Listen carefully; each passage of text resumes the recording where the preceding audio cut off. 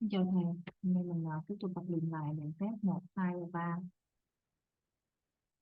When I 27 years old, I left a very demanding job in management consulting for a job that was even more demanding, teaching.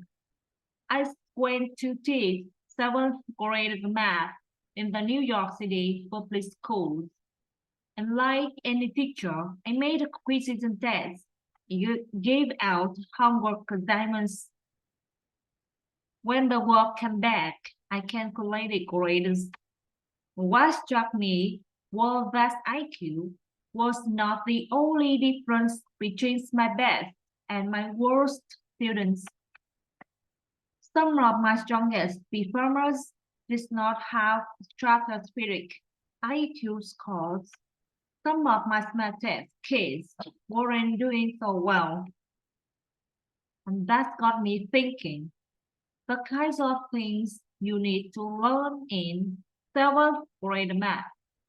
Sure, they are hard, results, decimal, the error of a parallelogram, but the concepts are not impossible, and I was firmly convinced that every one of my students could learn the material if they worked hard and long enough.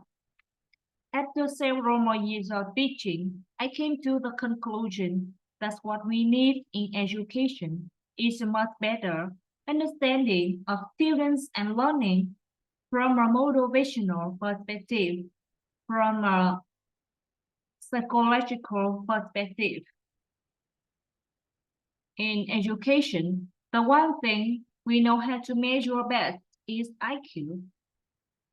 But what if doing well in schools and in life depends on much more than your ability to learn quickly and easily?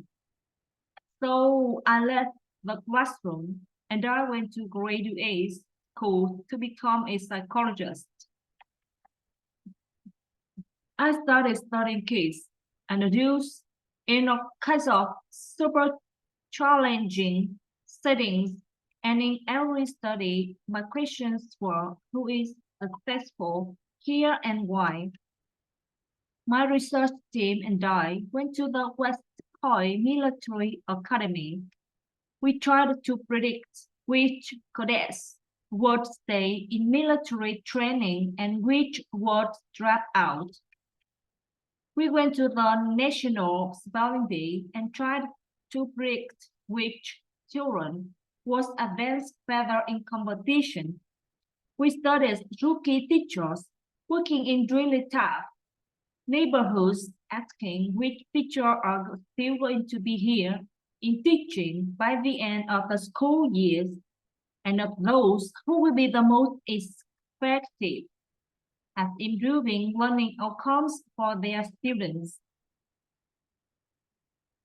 We partnered with various companies asking which of these those people is going to keep their job and who's going to earn the most money in all those very different contests. One characteristic emerged as significant predictor of success, and it wasn't social intelligence,